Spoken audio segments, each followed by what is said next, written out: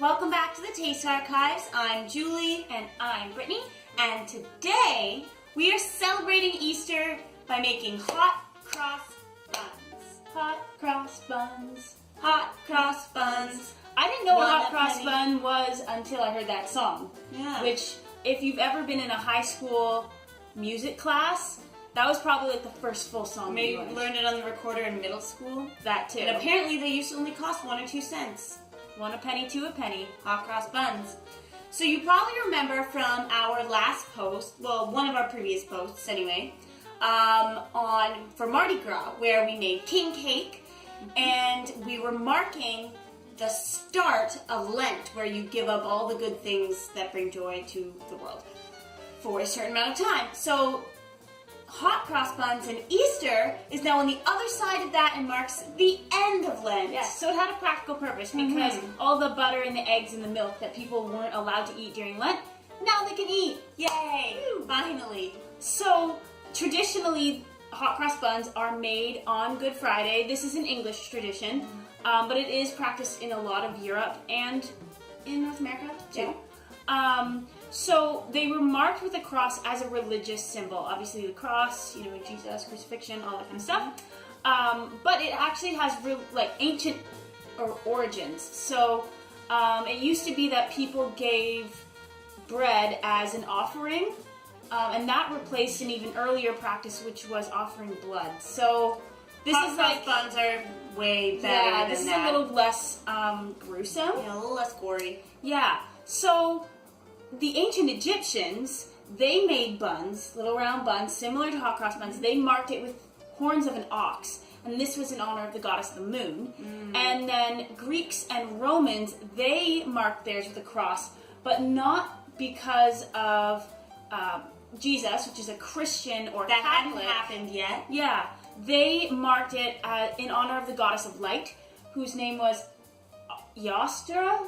I'm not actually sure how to pronounce it, but she was the goddess of light, and it was that word, it became Easter. So when the early Christian church came onto the scene, they kind of took that pagan ceremony of Yustra and changed it to Easter. And now we have hot cross buns. Yay! So, and they're super simple to make. They don't have a ton of ingredients. You probably have all the ingredients at home, except for maybe the yeast. That's the only thing, and that doesn't seem like a big barrier, so you Go should get yourself some yeast, and let's we're get about going. to show you how to do this. Our first step is to take our yeast and combine it with some lukewarm water. Be sure that your water is indeed lukewarm, because if it's too hot, it will kill the yeast and it won't work. The rising won't happen. And if it's too cold, it won't work also. No. Yes. So I'm going to combine it into this bowl and let it sit for about 5 minutes while we do the other step. So while Julie's doing that, I'm going to get started. We're combining our milk. So we've got a cup of milk here. I'm going to pour it into this bowl. This milk is also lukewarm. Again, you don't want it hot, but you don't want it cold either. When it's lukewarm, everything combines better. You're not gonna cook your egg once we whisk it in. We'll get to that step. But it's always better when you're baking to work with room temperature or lukewarm ingredients. So we have got 1 cup of milk. We've got about 1/2 cup of melted but then cooled butter. So the butter gets kind of hot when you heat it up, but then we cool it down. Again, room temperature. Yes. We've got 1/2 cup of sugar. This is just regular white sugar, nothing fancy. And we're gonna add a teaspoon of salt. And then I'm just gonna give that a nice little whisk until everything is combined. And the sugar dissolves. Exactly. Now that our yeast water has been sitting for about 5 minutes, we're just gonna give it a light stir for a minute to make sure everything's well combined before we do everything else.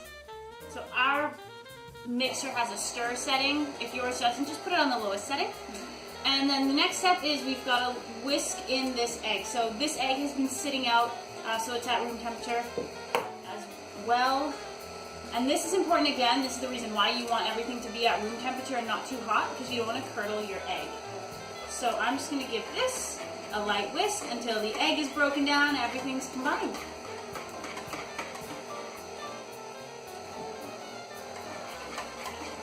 You can see you looking at me. I was like, I gotta stop whisking.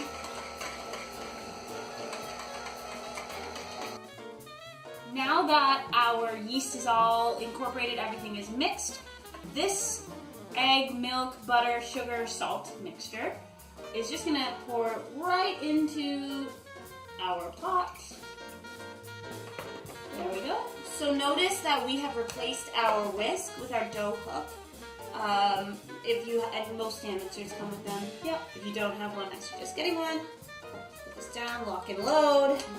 Don't want any kitchen catastrophes. And we're gonna put it on about a medium speed. So ours has our stir, 2, and then 4. So I'm just gonna move it to 4. Sounds more intense than it is. And we're just gonna let that mix until everything is combined. So a minute or 2.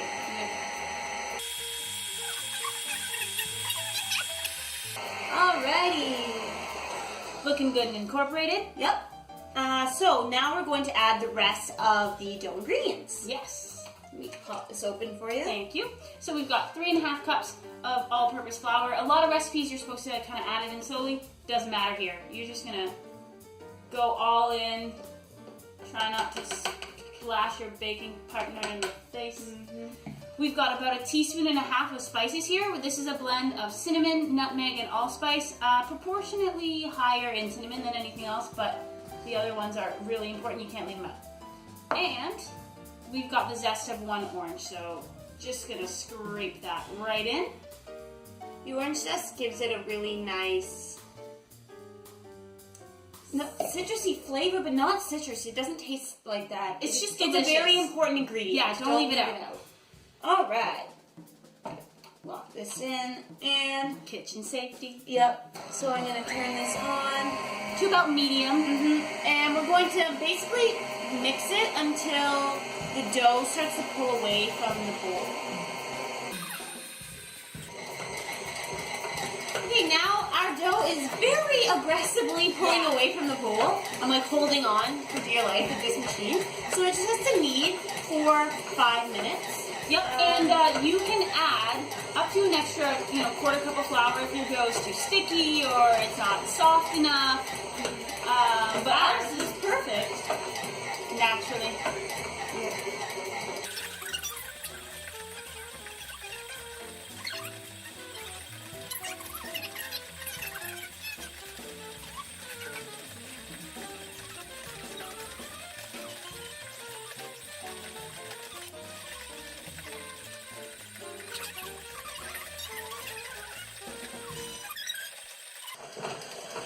Alright!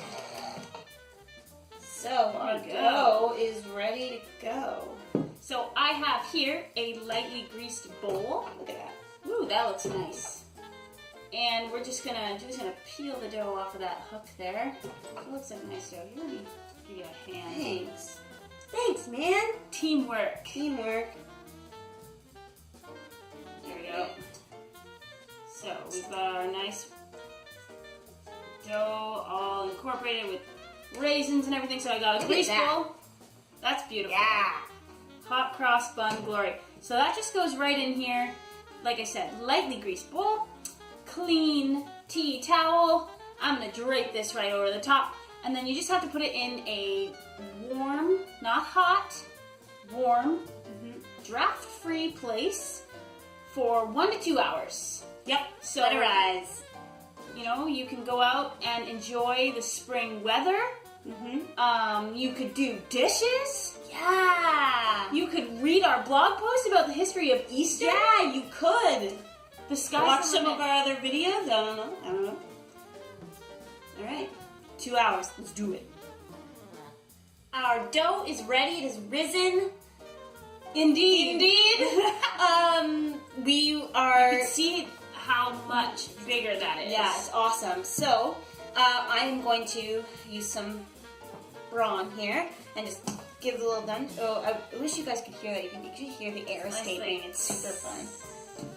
Yeah, you can get a little bit of your Yeah, so aggression. if you have any anger, I feel like this would have been very therapeutic for all those people who had to give up eggs and butter and all those things for so long. They are probably really happy to do this. All right. So we're going to throw that onto our pan here just to divide up. You want to divide it into 12 fairly equal pieces. So I'm going to cut it in half. And then I'm going to cut each of those in half again. Basic math. Mm-hmm. There you go. And then each of those cut into 3. So that's where you just kind of have to eyeball it.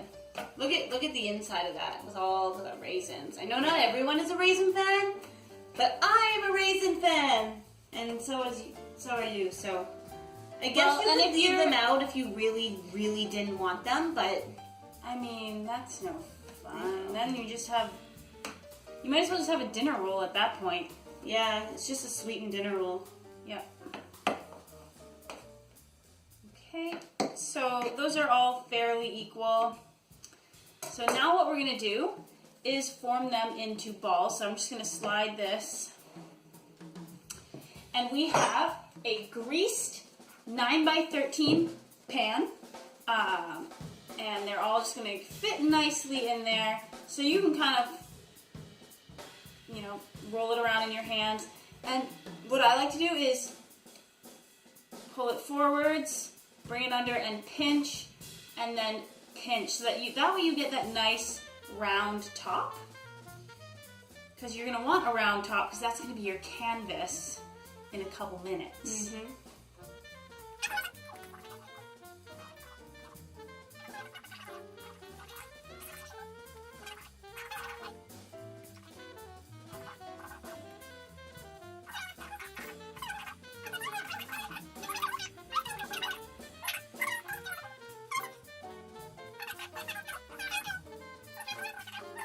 So Brittany has done a pretty lovely job here. A moderate job making the crosses. So now we're going to put them in our warm, dry spot for another 15-20 minutes, just to let them puff up a little bit more since we beat them down. And then we're going to put them in the oven at 350 degrees for 20 to 25 minutes until they're golden brown. Yeah. Our rolls are done. They're risen, they're baked. They've got a nice kind of golden brown thing going on the top. You can still see the crosses, which is cool. We baked them for 20 minutes, and then we actually put some tinfoil over because they were browning on the tops a lot, but they weren't quite done in the middle. So we tented them, is what it's called, and then baked them for another 5. So if that happens to you, that's the solution. So now we're going to glaze them. Yeah, so this is just a couple tablespoons of warmed milk with a couple tablespoons of sugar. And I'm just going to brush this all over the top, and this will give them that nice, glistening, shiny, pretty look. Jimmy, why don't I do that, and you can talk about the... Sure. Okay, so there is a superstition that comes along with hot cross buns, and it is still probably by some, and was believed, that hot cross buns baked on Good Friday will never go moldy. So a lot of times people would, throughout history, they baked these hot cross buns on Good Friday, and then they would keep one. I mean, I'm sure they ate a bunch of them, and then they would keep one as like a charm from year to year. So they just had these super old hot cross buns lying around. Now, were these hot cross buns moldy, or were they just super still? I don't know, but that is the superstition surrounding hot cross buns. So if you want to test that out, call us in a few years and let us know. And then you can wear a stale bun around here. Yeah, there you go. On charm necklace. You could start a new trend. So our hot cross buns, they're glazed. They're too hot to eat at this moment. But we are definitely going to just let them cool on a wire rack, and then don't scald yourself. Alright, thanks for watching, guys. Don't forget to follow us on Facebook. Yes, and make sure you check out our blog post. We wrote all about the history of surrounding Easter in terms of, food, traditions, and whatnot. It's really interesting. Yeah. At least we think so. And don't forget to subscribe. See you next time.